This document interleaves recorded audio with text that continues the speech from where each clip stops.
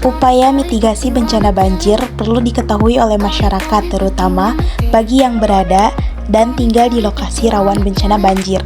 Hal ini sebagai tindakan mengurangi dampak yang disebabkan oleh bencana banjir.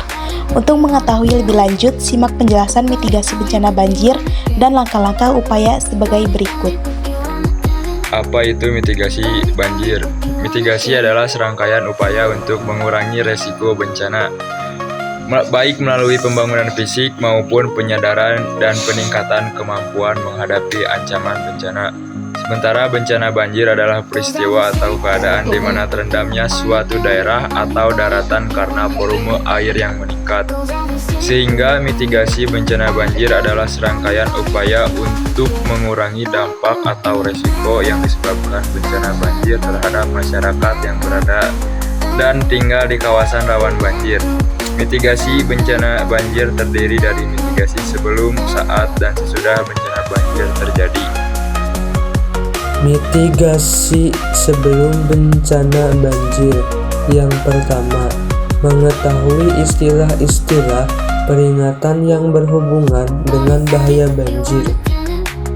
Yang kedua, mengetahui tingkat kerentanan tempat tinggal kita.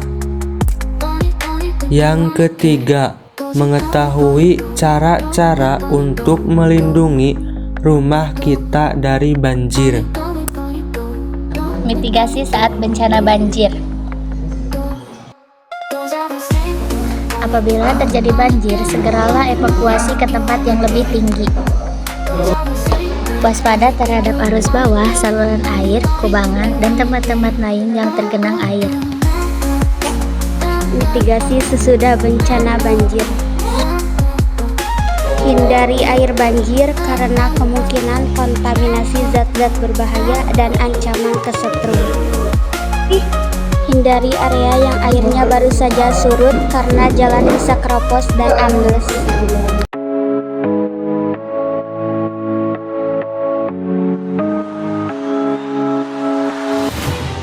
Kota Harapan berdenyut dengan kehidupan saat Ramadan menguji sistem peringatan dini banjirnya di tepi sungai.